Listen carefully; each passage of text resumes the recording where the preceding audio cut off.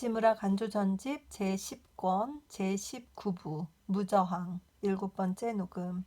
기도드리고 녹음하겠습니다. 주님의 은혜를 진심으로 감사드립니다. 세상이 어려울 때 하나님을 생각하고 말씀에서 대답을 찾으려고 애쓰는 우찌무라 간조 선생님의 글들을 읽으면서 이 세상을 지금 어떻게 보아야 되나 생각하게 됩니다. 좋은 책을 읽게 해주셨습니다. 하나님 아버지, 책을 읽으면서 사람이 성장하고 사람이 생각이 깊어지는 것을 느낍니다. 하나님 아버지 감사를 드립니다. 이 내용이 너무 아까워서 리딩해서 유튜브에 올리고 있습니다. 듣는 분들이 한 분 한 분 있습니다. 감사를 드립니다. 그분들이 시간을 내서 리딩을 들을 때에 이 리딩에서 하고자 하는 말씀이 그들 영혼 가운데 잘 전달되기를 위해서 간절히 기도드립니다. 주님 도와주시옵시고 성령께서 함께하여 주셔서 내용을 잘 이해하시는 분들이 많아지고 그들의 영혼이 하나님의 곳간에 잘 들어가는 귀한 영혼 되게 하여 주시옵소서. 감사드리며 고마우신 우리 주 그리스도 예수님 이름 받들어 기도드립니다. 아멘. 오늘은 제1차 세계대전 시대입니다. 유럽의 전란과 기독교. 여호와께서 가라사대 유다의 서너 가지 죄로 인하여 내가 그 벌을 돌이키지 아니하리니 이는 저희가 여호와의 율법을 멸시하며 그 율례를 지키지 아니하고 그 열조의 따라가던 거짓 것에 미혹하였음이라. 내가 유다에 불을 보내리니 예루살렘의 궁궐들을 사르리라. 아모스 2장 4절에서 5절. 내가 땅의 모든 족속 중에 너희만 알았나니 그러므로 내가 너희 모든 죄악을 너희에게 보응하리라. 아모스 3장 2절.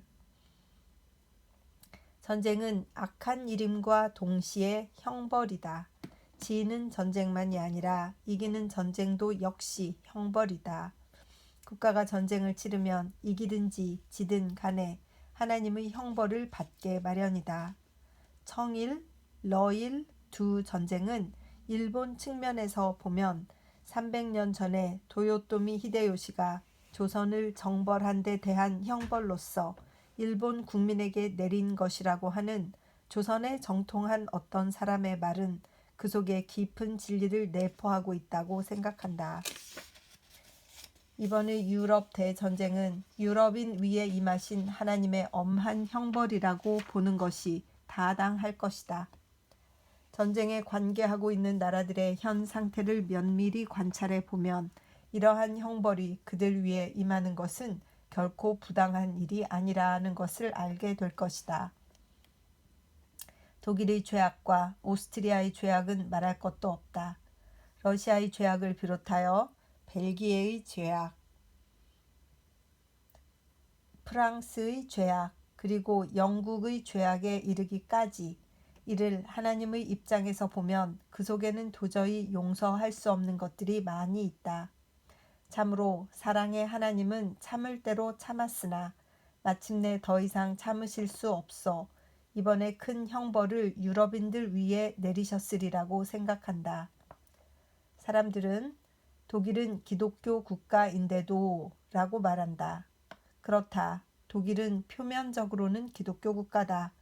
그러나 실제로는 독일은 결코 참된 의미의 기독교 국가가 아니다. 무신론이 가장 성행하는 곳이 독일이다. 우리나라에 수입되어서 우리나라의 많은 학자들의 지지를 받고 있는 헤겔의 무신론적 진화론은 독일의 산물이다. 칼 마르크스의 공산주의도 역시 독일의 산물이다.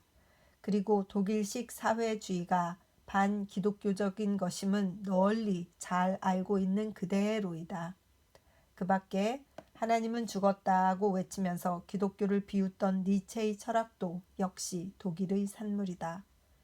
만일 사상의 실제적인 세력을 가지고 따진다면 독일은 기독교 국가라기보다는 오히려 사회주의 국가라고 부르는 것이 더 타당할 것이다. 만일 이번에 독일이 일으킨 전쟁을 기독교가 일으킨 전쟁이라고 말한다면 같은 의미에서 무신론 철학이 이것을 일으켰다. 사회주의가 이것을 일으켰다고도 말할 수 있다. 독일에 많은 기독교의 교회당이 있고 신학교가 있다고 해서 그 나라가 신앙이 불타오르는 기독교 국가라고 생각하는 사람이 있다면 그런 사람은 실제적인 독일을 모르는 사람이다. 뿐만 아니라 독일 사회의 부패에 관하여서는 내가 구태여 말하지 않더라도 그 나라에 유학하고 온 우리나라의 많은 학자들과 관리들의 증명 및 체험을 통해 환히 알려져 있다. 베를린, 라이프치히, 민헨 등지에서의 악마의 세력은 우리가 도저히 상상조차 할 수 없을 정도다. 많은 일본인들이 독일에 유학했다가 천국의 복음을 배워온 것이 아니라 지옥의 해독을 옮아 가지고 왔다. 독일이 결코 그리스도에게 충실한 나라가 아니라는 실증을 우리는 우리 가운데서 볼 수 있다.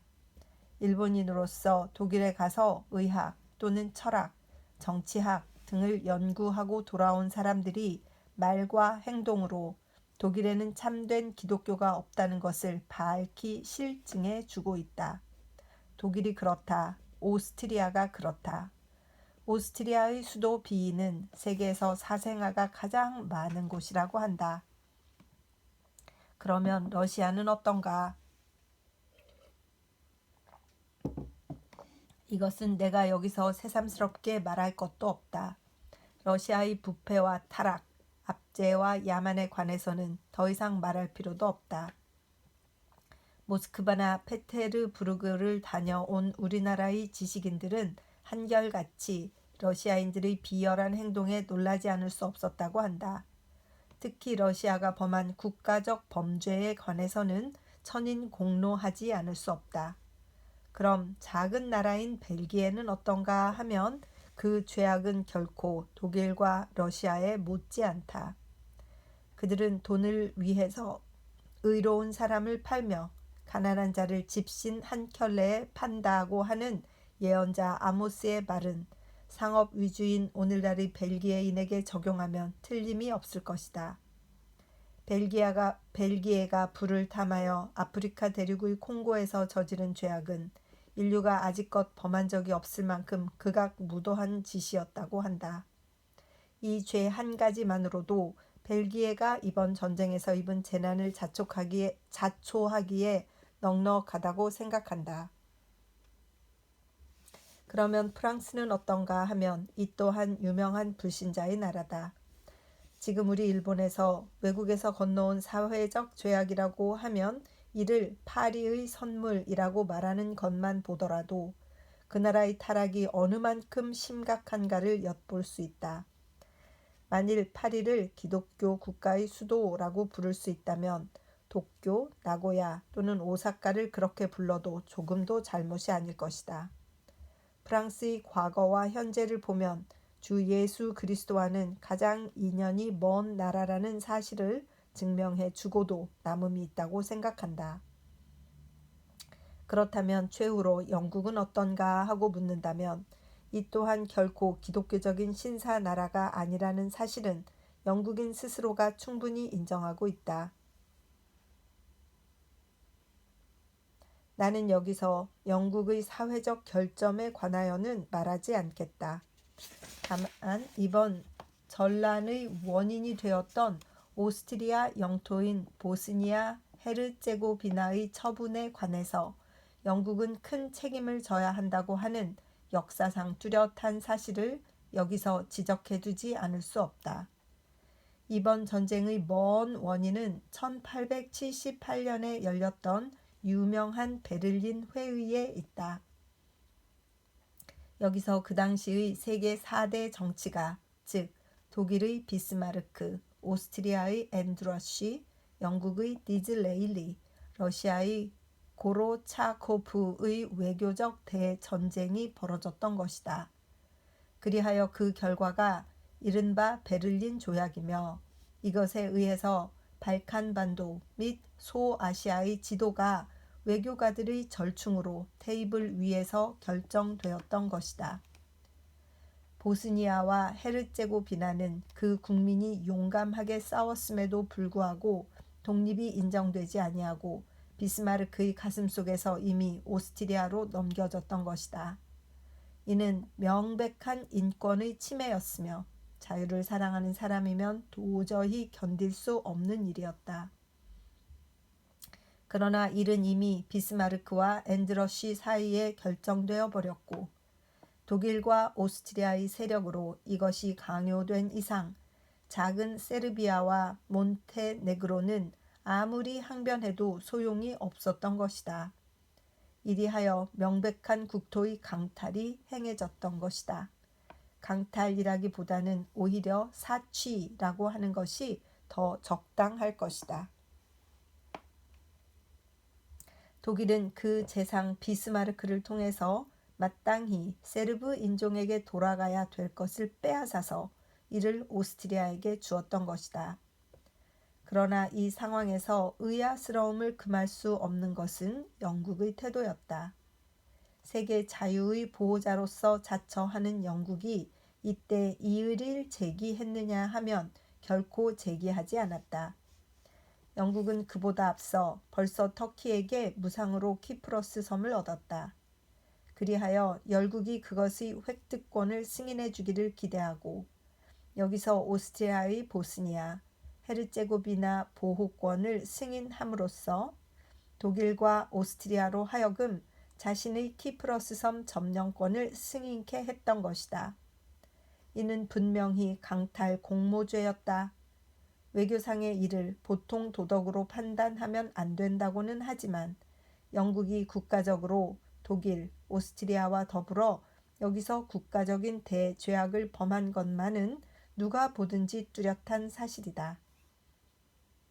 그런데 영국의 여론이 이때 총동원되어 이런 수치스러운 조약에 서명했던 디즈레일리 수상을 비난했느냐 하면 비난하기는커녕 그 조약을 디즈레일리 외교의 큰 성공으로 보고 그가 베를린에서 런던으로 오자마자 크게 환영했던 것이다. 이리하여 영국은 죄에다 죄를 더욱 가중했던 것이다. 그 수상은 독일과 오스트리아의 죄를 뒷받침해 줌으로써 명백한 죄를 범했고 영국 국민들은 이 뒷받침한 죄를 또 뒷받침해 줌으로써 거듭 죄를 범했던 것이다.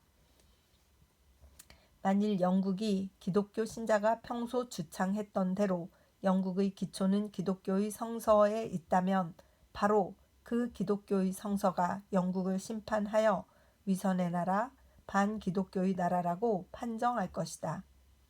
이와 같이 유럽 전체는 처벌을 받아야 한다. 단지 독일이나 오스트리아만이 아니다.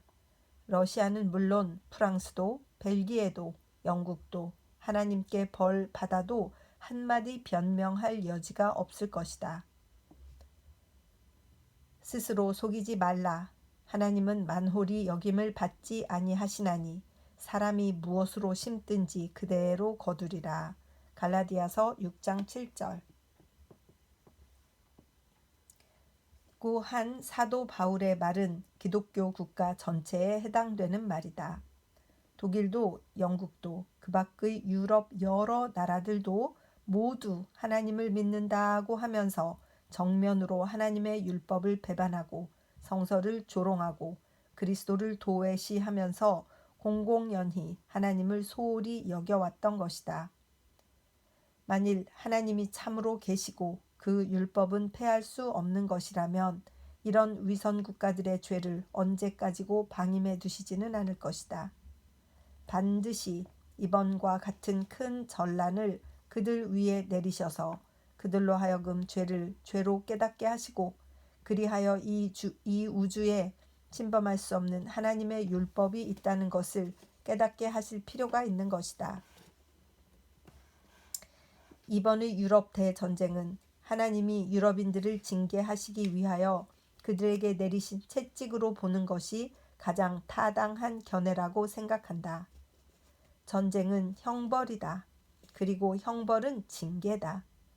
이번 대전쟁은 사랑의 하나님께서 유럽인을 다시금 하늘의 빛 속으로 인도하시기 위해 내리신 은혜의 채찍이다.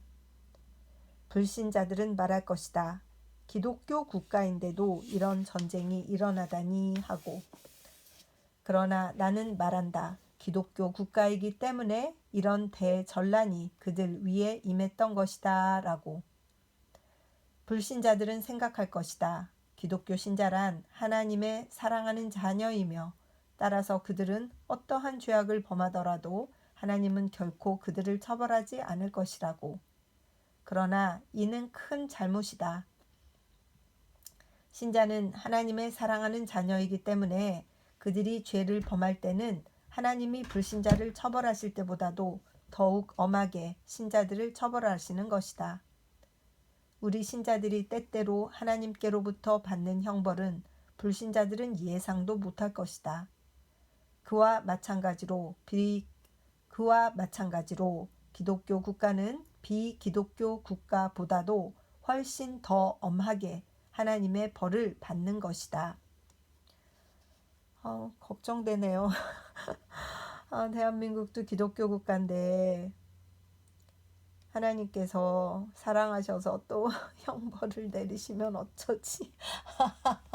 그런 걱정이 좀 되고, 크리스찬들이 지금 평화 시대인데 더 정신을 차리고 하나님의 말씀에 순종하면서 신앙생활들을 하고 나라 전체가 옳은 일, 정의를 위해서 많은 결정들을 함으로써 은연중에 하나님의 율법을 지키는 나라가 되어야 될 텐데 하는 그런 생각을 합니다.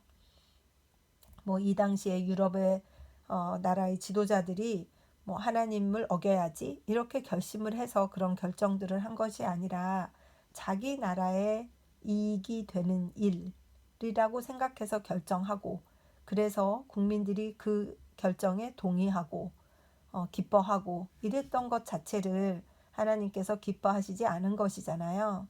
그러니까 우리도 지금 지도자들이 어떤 결정을 할 때 저건 나라를 위해서니까 우리는 무조건 그들을 지지해야 돼 이렇게만 생각할 것이 아니라 과연 그것이 정의로운 일이냐 그렇지 않은 일이냐 선량한 일이냐 악한 일이냐 이런 것들을 생각하면서 정말 믿음이 강하신 분들, 믿음의 지도자들이 목소리를 내는 귀한 나라였으면 좋겠습니다.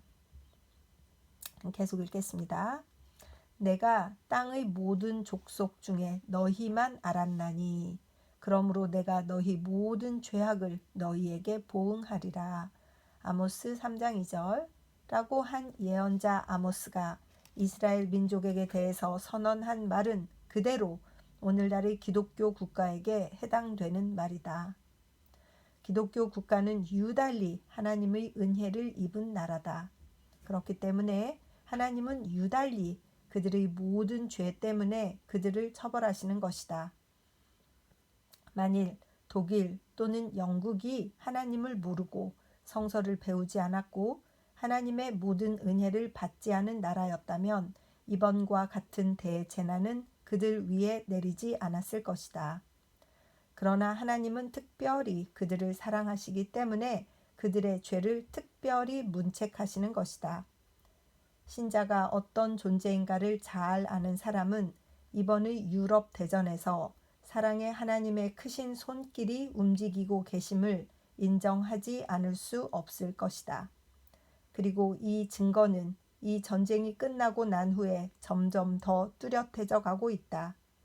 개벽 이래 처음인 이 대전쟁도 반드시 끝날 때가 있을 것이다. 그리고 전쟁이 끝나고 난 후에 영광이 점점 이 교전국들 위에 빛나게 되는 것이다. 독일의 역사를 들추어 보면 그 백성의 신앙 부흥은 언제나 국력이 쇠퇴하였을 때에 왔다는 것을 알 수 있다. 내가 약할 때에 강하다고 하는 것은 신자 개인에게만 국한된 말이 아니다. 기독교 국가도 역시 마찬가지다. 국가가 그 모든 주의력을 국위 선양과 국력 발전에만 기울이고 있는 동안은 그 영적 발전은 이루어지지 않는다. 과거 20년 동안 독일은 그 경제 면에서는 놀라운 발전이 있었으나 그와 동시에 그 신앙적 타락은 놀라울 만큼 컸었다는 것은 통탄할 일이다. 국가도 개인과 마찬가지로 빵만으로는 살 수 없는 것이다. 하나님의 입으로 나오는 모든 말씀으로 사는 것이다. 그런데 이번 대전쟁을 통해서 유럽이 외적으로는 크게 쇠약해졌지만 내적으로는 유럽에 큰 신앙 부흥이 임하리라는 것을 나는 믿어 의심치 않는다. 불신자들은 말할 것이다. 기독교 국가의 쇠퇴와 동시에 기독교도 쇠퇴해 버릴 것이고 그 대신에 불교 또는 그 밖의 다른 종교가 세계를 지배하게 될 것이라고. 그러나 그들의 이런 기대는 실망으로 끝나버리고 말 것이다. 참 기독교는 거짓 기독교가 망해버리고 난 다음에 나타난다. 바야흐로 하나님은 기독교 국가를 심판하셔서 거짓 기독교를 멸하고 계신다. 과거에도 그랬고 현재도 그렇다. 기독교는 기독교 국가 이상이다. 기독교 국가가 멸망한다고 해서 기독교까지 멸망하는 것은 아니다. 도리어 기독교가 참 빛을 발하게 되는 것은 이른바 기독교 국가 가운데서 이 세상의 권력이 완전히 제거되고 난 후에 온다. 그리스도의 기독교는 카이제르의 독일이나 쯔아의 러시아 제국과 운명을 함께하는 것은 아니다. 그러므로 하나님의 자녀들은 이번 이 대전을 보고 도리어 하나님께 감사해야 한다. 이는 다량의 은혜의 비를 머금고 있는 검은 먹구름이다. 영광의 새 시대는 인류에게 차츰차츰 다가오고 있다. 그리스도의 복음이 지상의 최대의 권위를 가져오기 위하여 사람이 만든 바다의 권위와 육지의 권위가 충돌하여 서로 멸망시키고 있는 것이다. 특히 독립신자들은 기뻐해야 한다. 서양 기독교라는 것의 내막이 폭로되었기 때문에 우리가 그것을 의존한다는 것이 얼마나 어리석은 것인가를 깨달아야 한다. 배워야 할 것은 독일의 기독교가 아니다. 영국의 기독교도 아니다. 주 예수 그리스도의 기독교다. 우리는 이제부터 더욱더 인간적인 기독교, 루터 교회의 기독교, 영국 성공회의 기독교, 그 밖의 구미인들의 천박하고 표면적인 거짓 기독교를 배우거나 이에 의존하기를 그치고 직접 하나님의 도인 예수 그리스도의 기독교를 배우고 찾아 이를 우리 자신의 것으로 삼아야 한다. 아멘. 이번에 유럽 대전은 오늘날의 우리 일본 기독교 신자들에게 신앙의 독립을 촉구하는 우레소리라고 생각한다. 10월 4일 밤 도쿄 스노 하즈 레바논 교회에서 행한 강연 요지. 1914년 11월 성서지 연구. 1914년이나 현재나 다 정말 100년이 지났어도 이 비슷한 이런 흐름들, 각 나라들의 치고받는 지금은 경제 전쟁 아니겠습니까? 또 지금 읽은 내용이 1914년에 쓰신 건데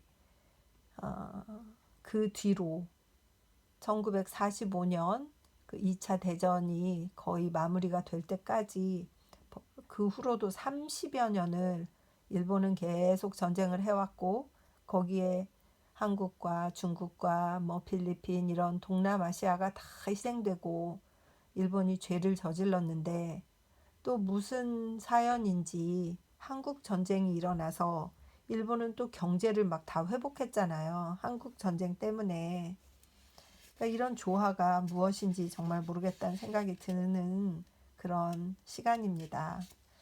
이렇게 우찌물 선생님이 간절히 원하고 간절히 원했지만 평화는 바로 오지 않았고 그 후로 거의 30년 동안 전쟁과 살인과 무지막지한 일들이 저질러지는 역사의 검은 시대가 그 탁하고 어두운 시대가 계속되었던 것을 생각하니 참 돌아서서 보면 그죠? 지금 과거를 돌아보면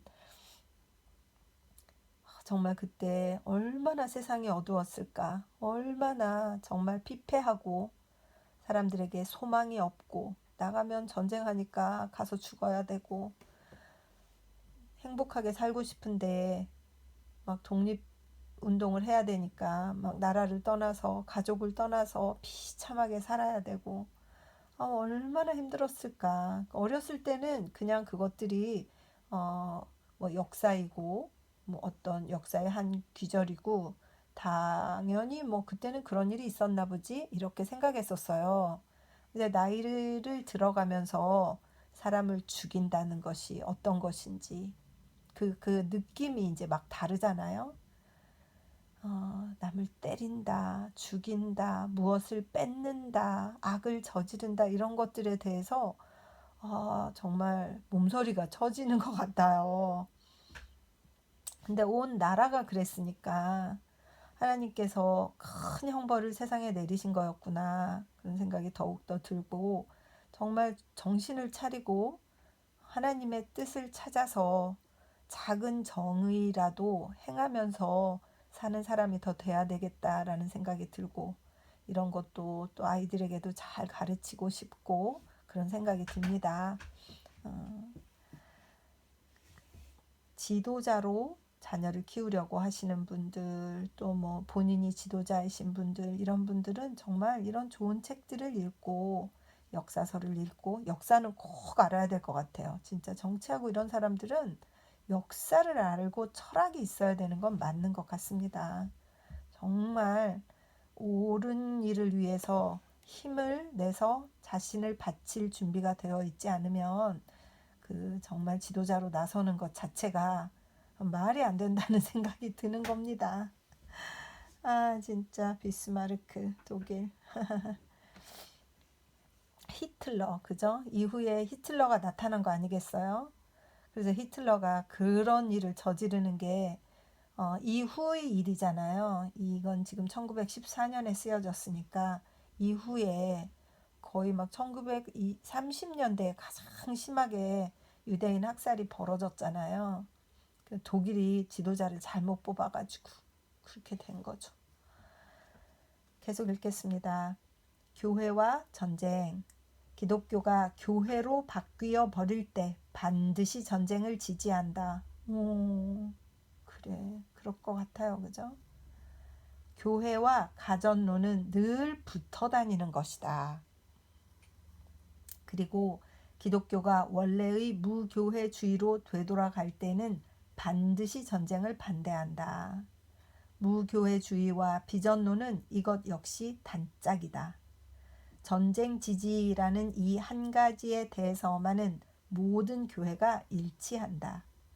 로마 카톨릭 교회, 러시아 정교회, 영국 성공회, 독일의 루터 교회, 영국의 감리 교회, 장로 교회, 조합 교회, 침례 교회. 그 밖의 600여 교회들은 모두 가전론자다. 그리고 비전론자인 줄로만 알고 있었던 퀘이커 교파조차도 이제는 전쟁에 대해서는 옛날처럼 뚜렷하게 반대를 표명하지 않게 되었다. 눈에 보이는 한도 안에서는 이른바 기독교계라는 것이 일반적으로 전쟁의 지지자이며 대부분의 경우는 전쟁 찬미자이다. 그리고 분명하게 비전론을 주창하는 이는 무교회주의자가 아니면 교회에 대해서 늘 반항하는 태도로 나오는 사회주의자 및 이성론자들이다. 비전론은 교회 안에서는 주창되지 않는다. 교회 밖에서 주창된다.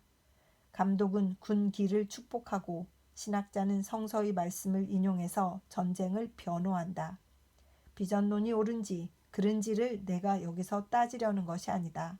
그러나 그것이 교회와는 관련이 없는 것이고 주로 교회 밖에서 주창되고 있다는 것만은 아무도 부인하지 못할 것이다. 비전론을 택하는가? 교회를 떠나라.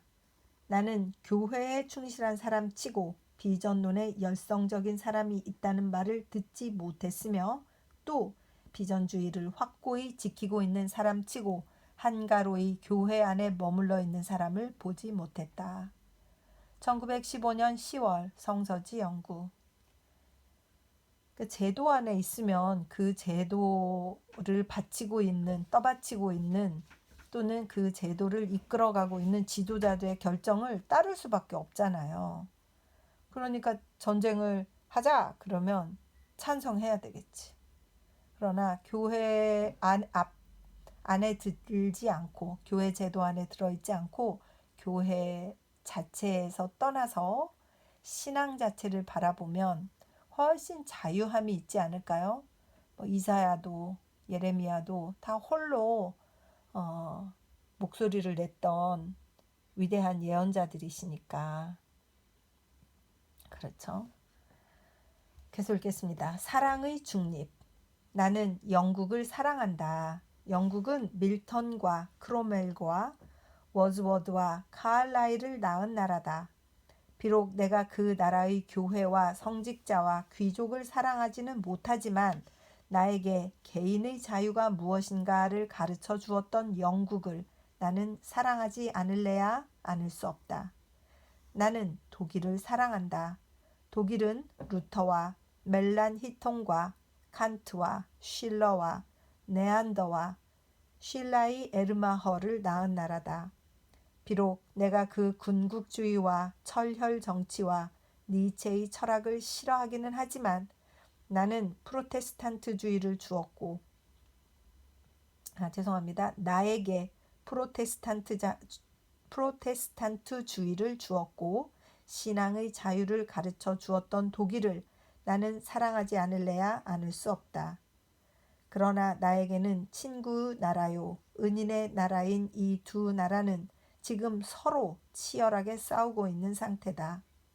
그런데 그중 한쪽이 멸망하지 않으면 다른 한쪽은 일어날 수 없는 상태에 놓여 있다.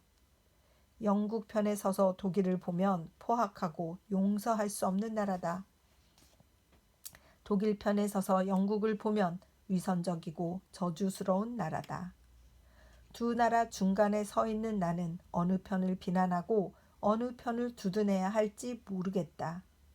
이 두 친구 나라가 맞싸우고 있는 판에 내가 절대적인 중립을 지키기는 매우 어렵다. 이에 나는 또 다시 나의 구주이시며 만왕의 주요 만왕의 왕이신 그리스도 예수께로 간다. 그리하여 그리스도 안에서 나의 중립을 지키는 것이다. 나는 주님의 입장에 서서 두 교전국을 보며 그 구원을 빈다. 나는 영국을 위해서 하나님 우리 영국을 구원해 주시옵소서 하고 기도한다. 또 독일을 위해서 하나님 우리 독일을 구원해 주시옵소서 하고 기도한다. 하나님께서 어떻게 나의 이 두 모순되는 기도를 들어주실는지 모르지만 이렇게 기도할 때 나는 마음속에 평안을 느끼며 하나님께서 인간이 모르는 방법으로 두 나라를 모두 온전하게 해주실 것을 믿는다. 영국이 멸망해도 이는 인류에게 큰 불행이며 나에게는 큰 슬픔이다. 독일이 멸망해도 이는 인류에게 큰 손실이며 나에게도 큰 손해다. 나는 그리스도 예수의 종으로서 두 나라 중 어느 편의 멸망도 빌 수 없다. 나는 이 두 나라가 국가의 운명을 걸고 승패를 가름하고 있는 동안에 주 예수께서 보혈이 흐르는 두 손을 뻗쳐서 두 나라를 위해 성부께 기도하고 계시는 그 심정을 가지고 나의 빈약한 기도를 그들을 위해 드리고 있다. 이와 같이 하나님 안에 있는 사랑에 의한 중립만이 참되고 절대적인 중립인 것이다. 인간은 소극적이거나 냉정하게는 참된 중립을 지킬 수 없다. 햇빛을 선한 사람에게나 악한 사람에게나 비춰주시며 비를 의로운 사람에게나 불의한 사람에게나 내려주시는 아버지 하나님의 심정을 가지고서만 교전국 사이에 서서 두 나라를 위한 최선의 길을 기원해 가며 치우치지 않는 중립을 유지할 수 있다. 전시에 중립을 지키기란 결코 쉬운 일이 아니다. 1915년 12월 성서지 연구.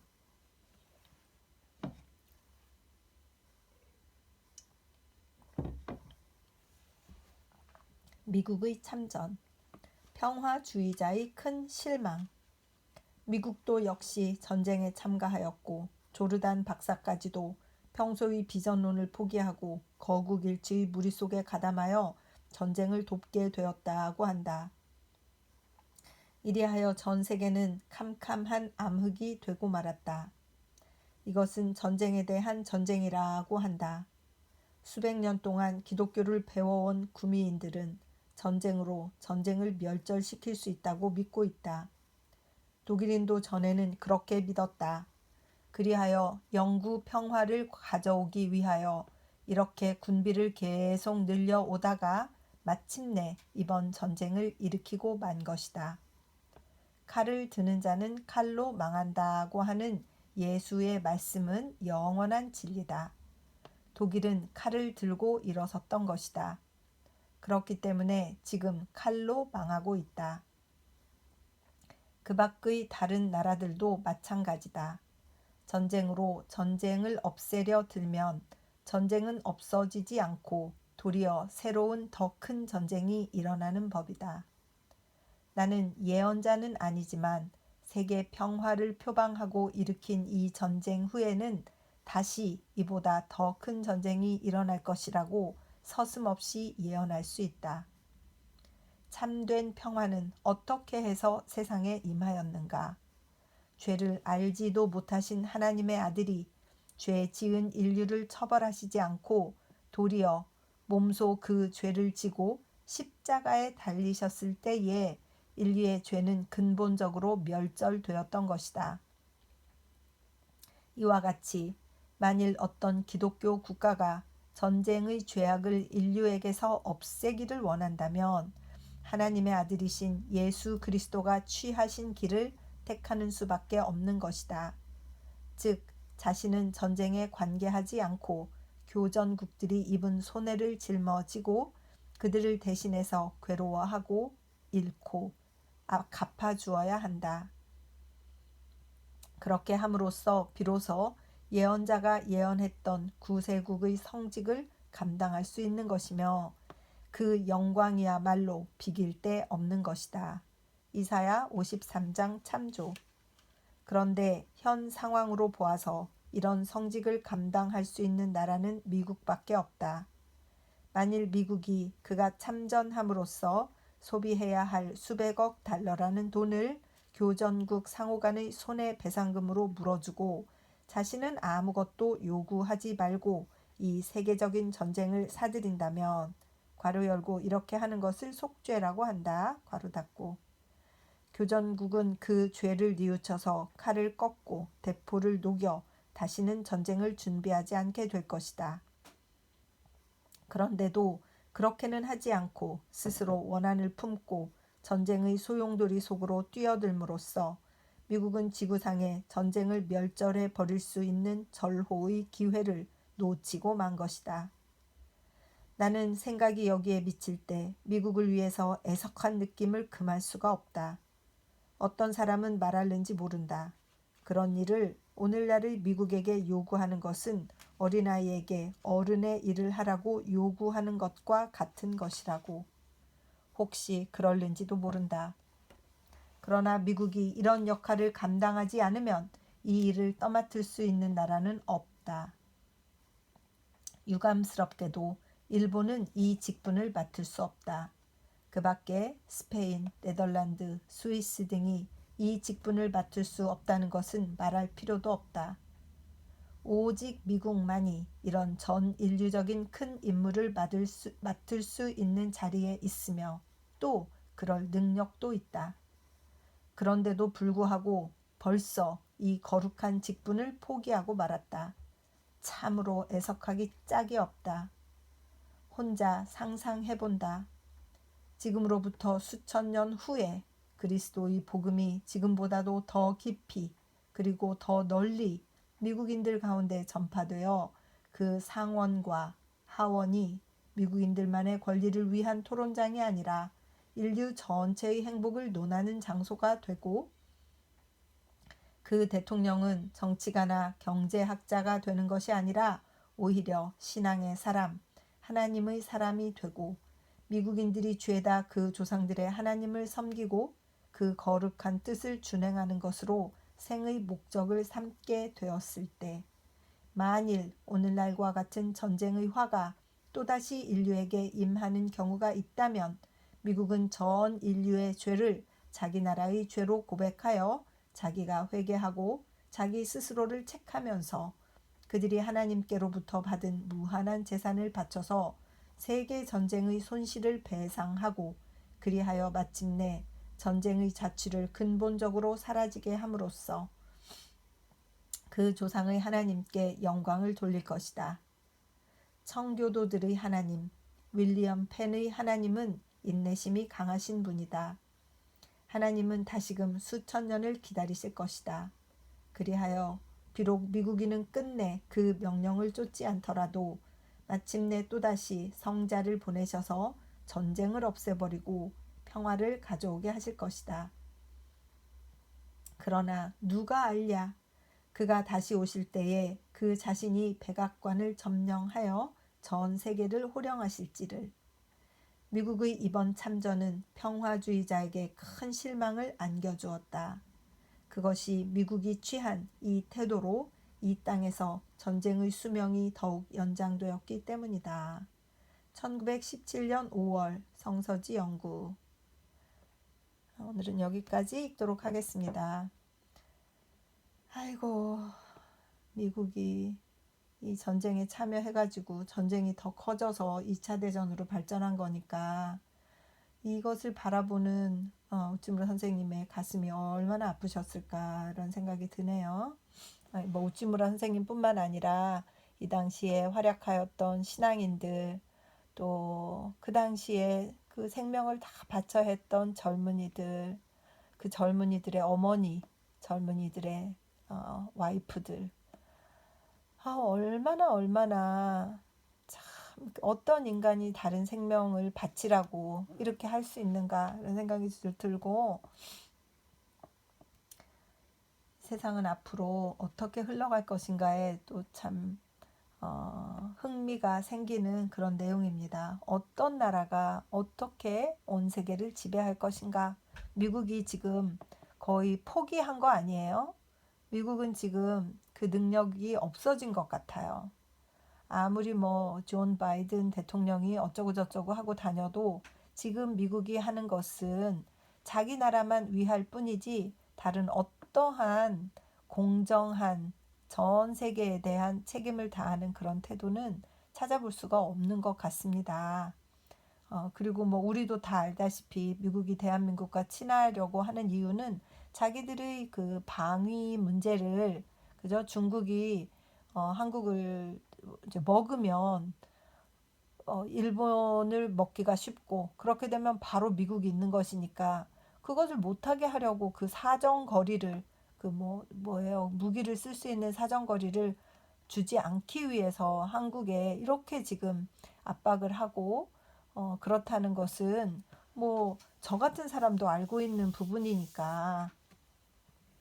그러니 미국이 청교도 정신을 가지고 온 세상에 그리스도의 나라로서, 기독교 국가로서 자기 역할을 한다고 믿는 나라가 몇이나 있겠습니까? 게다가 그 아프가니스탄 이런 데 가서 행한 그들의 그 시행착오, 수십조 달러를 집어넣었지만 실패하고, 그들은 다 알라신만 지금 막 최고라고 믿고 있고 온 세상에 혼동만 가져왔잖아요. 이제 정말 작지만 대한민국이 정신적으로 크게 성장하는 나라가 되고 신앙적으로 크게 무장하는 나라가 되어서 하나님께서 작은 이스라엘을 전 세계를 구원하는 나라로 사용하셨듯이 다시 한번 이 작은 대한민국을 전 세계를 위한 복음의 그 전진국으로 사용하시지 않을까 하는 기대를 혼자서 해봅니다. 기도드리겠습니다. 주님의 은혜를 진심으로 감사드립니다. 유럽에서 어떤 일들이 있었는지, 영국과 독일 사이에서 어떤 일들이 있었는지, 또 미국이 참전하면서 이 세상을 다 혼돈스럽게 만들었던 2차 대전 시작점쯤을 보면서 그 이후를 살고 있는 하나님의 백성으로서 지금은 어떤 시각, 어떤 태도로 살아야 될까 이런 생각을 하게 되었습니다. 하나님, 대한민국을 사랑하고 축복합니다. 정말 그 4분의 1의 기독교인의 인구가 정말 주님 말씀에 튼튼하게 무장이 되어서 하나님의 말씀을 정확히 알고 하나님의 뜻을 알고 하나님의 마음을 시원하게 해주는 그런 나라가 되어서 온 세상에 평화를 전하는 귀한 나라가 될 수 있도록 축복하여 주시옵소서. 남과 북이 겨루고 있는데 하나님 이들 가운데에서도 해결책을 찾아내는 지혜로운 지도자들을 보내주시고 백성들을 위해서 일하는 지도자들을 보내주시옵소서. 그리하여서 이 작은 나라가 더 강대해지고 하나님의 말씀이 번창하여서 왕성한 평화의 전도자들이 될 수 있도록 인도하여 주시옵소서. 감사드리며 고마우신 우리 주 그리스도 예수님 이름 받들어 기도드립니다. 아멘. 사랑하고 축복합니다.